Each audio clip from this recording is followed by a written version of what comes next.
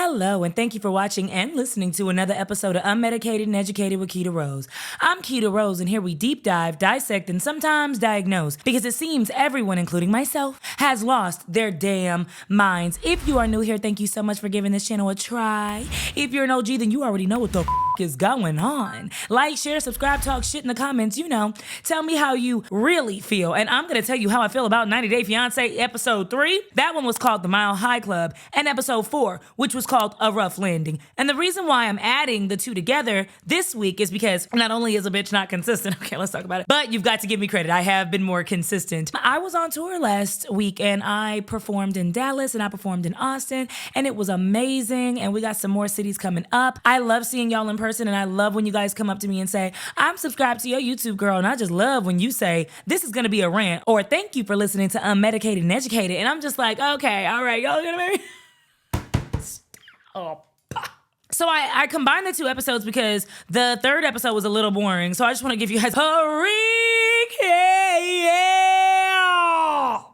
So basically the episode started off with Luke and Madeleine. And if you remember, Luke has just lost his job. He has no money. He pulled out $20K from his 401k. That was the only amount of money he is right now currently surviving off of. He done bought her a car. He done bought her that little ugly dog. He done bought her that really beautiful apartment in Colombia. He also has, I don't know if he has a car. He had to give his company truck back. Okay. And so now he's basically telling Madeleine that he is broke. All right. And she handled it better than what I thought she was. What I would have done at 19 if my 30-something-year-old boyfriend would have told me that he was broke after spoiling me and giving me all this, I'd have been like, oh, well, you know, life happens. Shit happens every day. And, well, I mean, this was fun, right? We had a really good run, but that's not what happened, actually. Actually, quite the opposite. Not only did she seem really understanding, I mean, after she was like, are you kidding me? What the It seems like that's her only reaction, right? Whenever she gets really bad news, it's only like, are you kidding me? We don't have any more money coming in.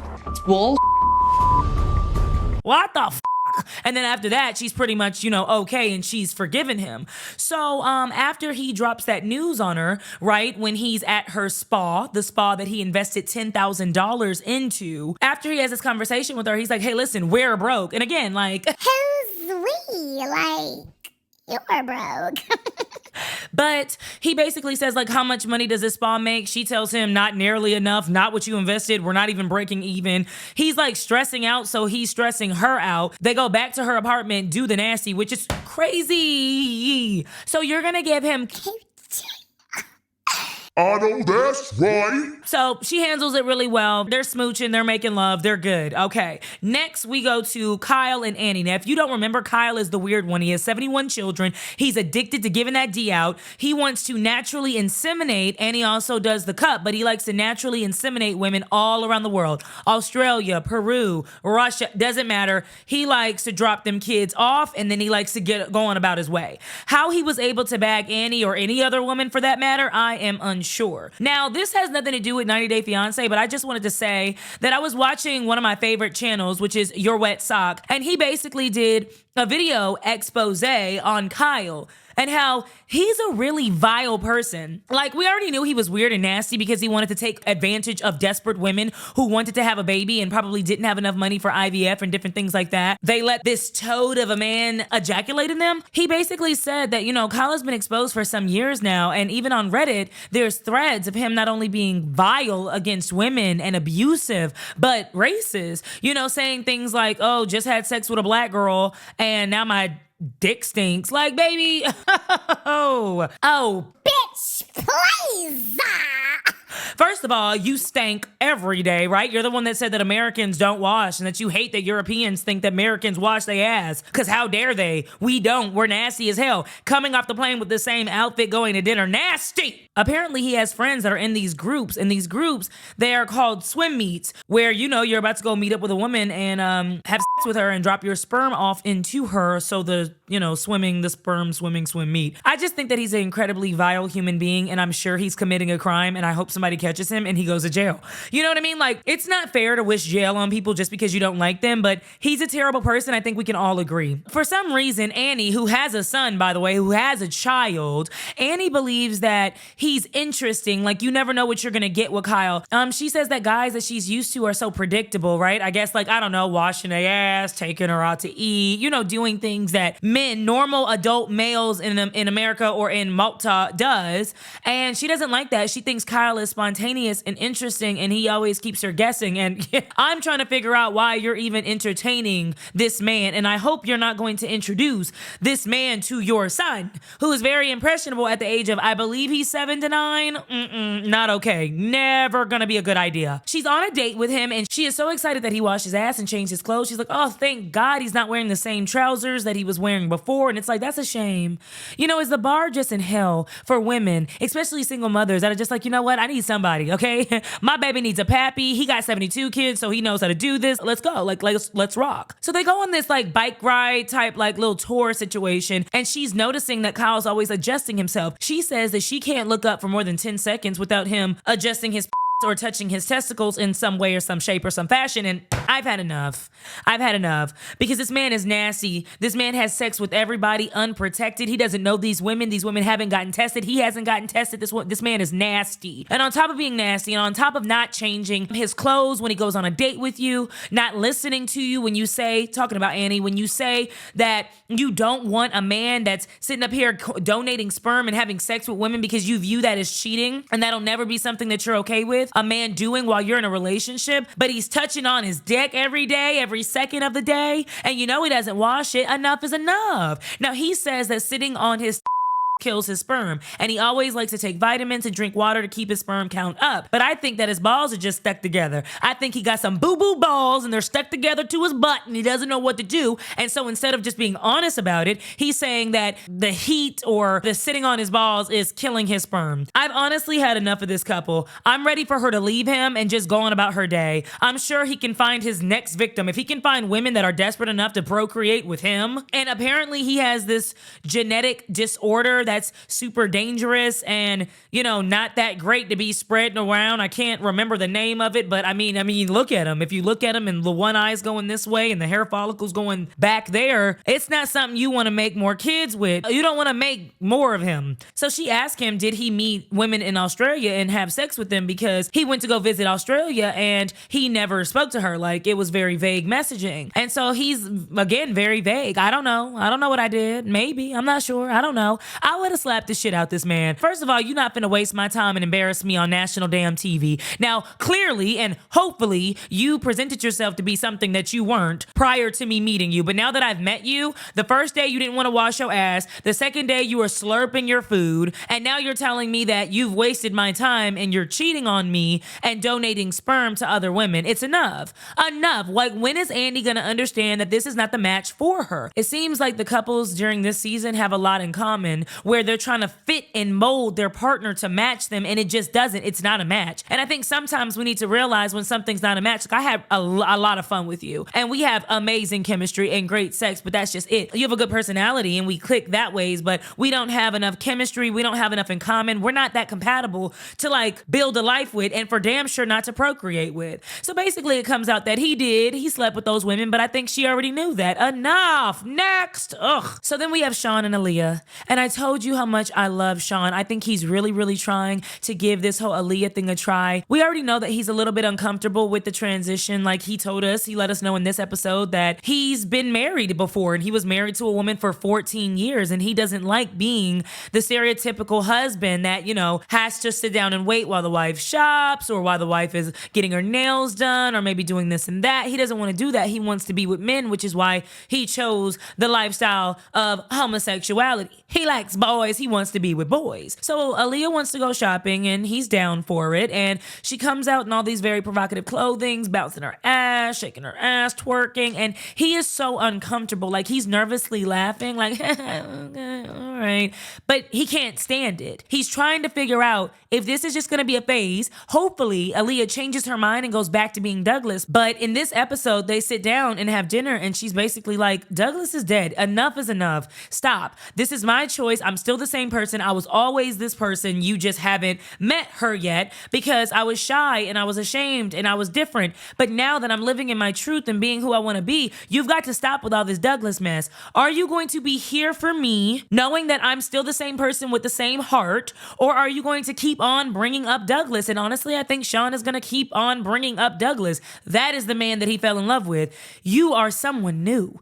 A transition is a transition nonetheless. I think at this point, Sean needs to just realize that it's over. Like, you had a really, really good run with Aaliyah. You guys had a lot in common when Aaliyah was Douglas, but now she's not. Even though you're respecting her pronouns and you do see her as a woman, that's great, but this is not who you want to be with. I don't think you see her as a life partner anymore, and now it's time to kind of back away and be done. So then it goes back to Luke and Madeleine. So after they've, I guess, had enough sex for the night, they're driving, and Luke basically says that he pulled out $20,000 of his 401k. That's all the money that he has. He has no more money. He decided to invest $10,000 in a sunglass line. He's like, this is one of the many businesses that I've been working on, and it's just really upsetting because you don't have any money. Right now, Luke needs to be focusing on getting a job so that he can maintain the life not only for himself, but the life that he's built and given to Madeleine. Do I see? Because he's saying that it's really luxury, very, very high quality. He's invested $10,000 in only 300 pairs. And if I'm doing my calculations right, all right, $33 a pair. That's too damn much. In order to get a profit, you'd have to literally sell them for like $50, $60, $70. And me personally, I already don't want to spend a lot of money on shades. I don't think shades are something you need to spend a whole bunch of money on.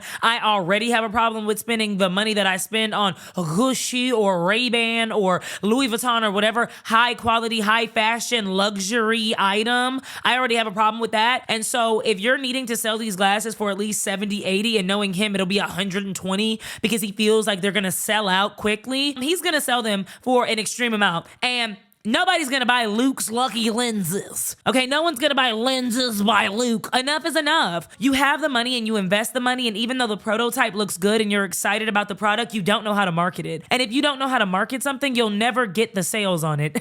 Like these wine tumblers, for instance. Keeps your wine cool. To the touch. Up to 12 hours, very much so insulated, comes with a cap. And you can get it on KitaSaidIt.com. If you want to support me and this channel, go ahead and buy some merch from KitaSaidIt.com. Use code LOVEMAMA for a little gift, because you know I love you like that.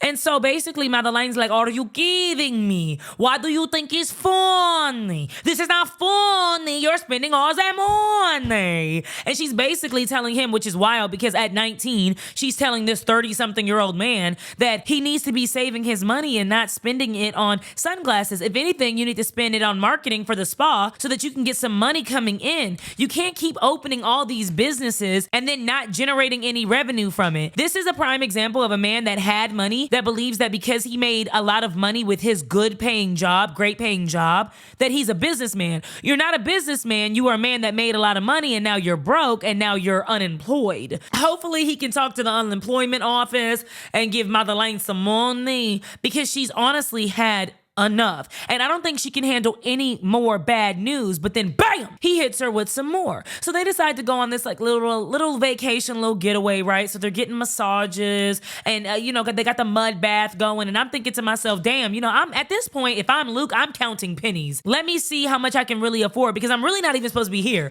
All this shit could have been done by phone. I know he's on 90 Day Fiance and the whole thing is like to be in person and, to capture the moment so that we can see it, us viewers, but I'd be like, hey, listen, I'm gonna tell the bitch on Zoom. I've got to tell her on Zoom because I cannot afford a trip to Colombia. So he gets her this bouquet of flowers and she's calm now because, okay, he done already told me that he ain't got no money. He done already told me that my lifestyle may change. He done already told me that he spent a lot of his money, a huge chunk of the rest of his money on them glasses that he's gonna try to sell and doesn't know how to market. I just need to calm down. I'm gonna enjoy this massage. I'm just gonna relax. And he lets her know straight up that like he can't stay in Colombia. He has to handle some affairs in United States. He has to get his job back or a job. He can't stay with her. And she's like, are you fucking kidding me, Luke?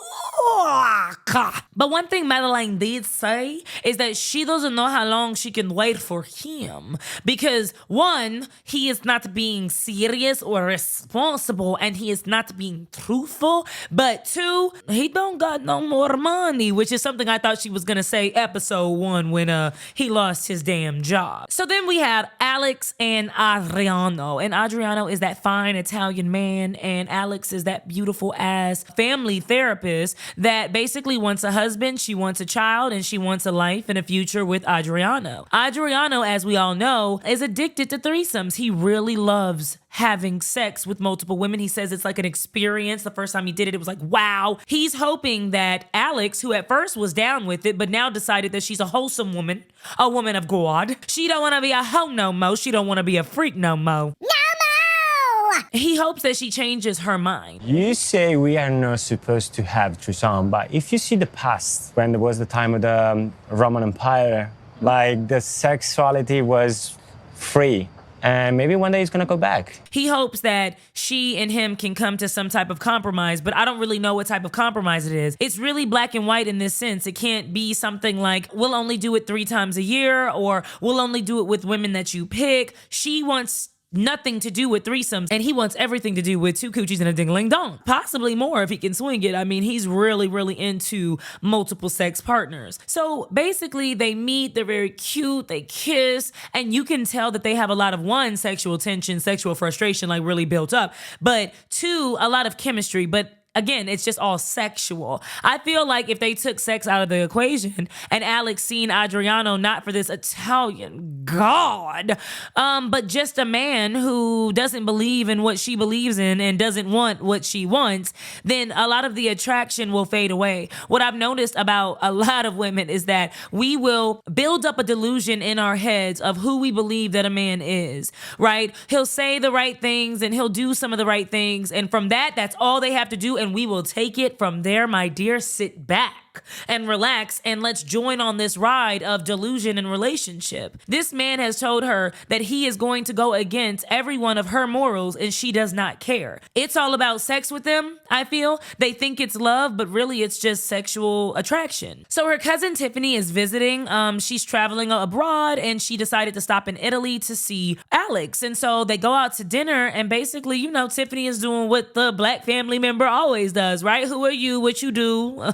What you into? Are you gonna break my cousin's heart because we will come find you? Like, what's up?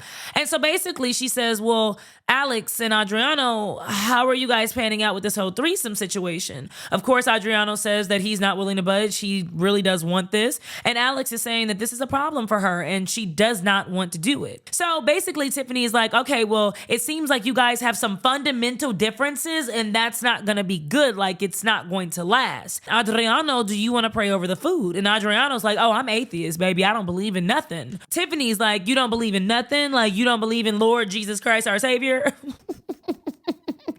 don't believe in Jesus? What's wrong with you?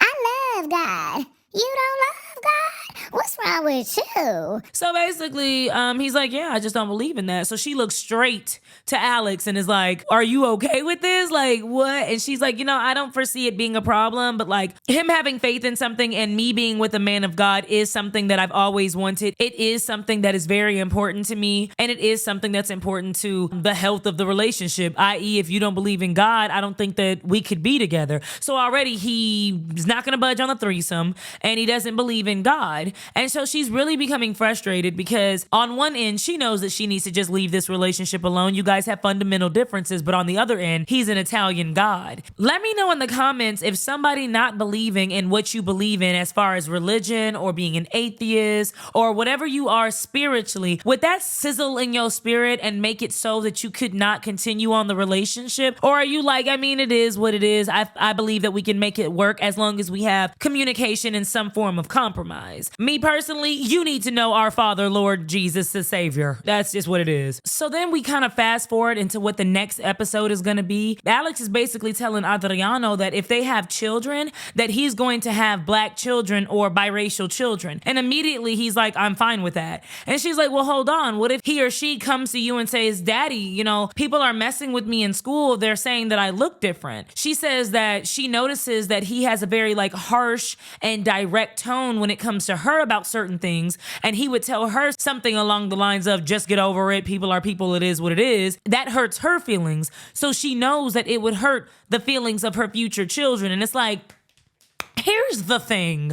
I understand that it is important to have these types of conversations, especially in like a interracial relationship. I get it. But you're already talking about children and future problems and future racism that your children are going to have to face. And you guys don't even need to be having children or having that discussion until you figure out, one, if you're going to be okay with the whole I don't believe in Jesus thing. Also, the fact that he's not going to stop pressuring you about having a threesome. You guys haven't made it through these big arguments yet, these big fights. You guys haven't came up with a compromise yet. And now we like, so when we have our cute little 3 biracial babies, like you already know they're going to be experiencing racism. What you finna do as a daddy? You don't need to be thinking like that at all. Future kids should not be a thought. It needs to be, what are we going to do about Jesus? And what are we going to do about this threesome situation? And can we compromise and then move on to the next step? And then maybe we can talk about kids and future plans. So I don't think Alex wants to go with him to Australia. I don't think she's comfortable. I know she knows inside the relationship is not going to work, but something that we do as women is like, we're going to try to exhaust all options. We will exhaust ourselves until there is no more. And I know with a lot of people, they say that that's a waste of your time, but really you can look at it like a waste of your time, or you can look at it like you're experiencing, right? You're experiencing life with this person and you're going to learn lessons even though they may hurt. No, I think she's wasting her time. She wants children. She wants to be a wife. She wants a husband. She's scared to go to Australia. She thinks that he's going to leave her, run off and cheat and have threesomes. She doesn't think that he'll raise his children right or be able to be sensitive enough to understand some of the Black experiences that his children, future children, may have or may experience. He doesn't believe in God, so he's not a man of faith. I really tried though. Did you see me? I was like, well, I mean, we all just are living life and just experiencing shit. I mean, yeah, I guess, but damn. If you know what you want, never allow somebody to hinder you on your path. You might have to break up with your boyfriend to find your husband, point blank, period. And with Sean and Aaliyah, you might have to leave your girlfriend to go find another man because she was a man, but now she don't want to be a man no more. It's done. Okay? So, period. Did you guys watch episode 3 or 4? What did you guys think about it? Who is your favorite couple and who is destined for disaster? Let me know in the comments below. And until next time, baby, I will holla.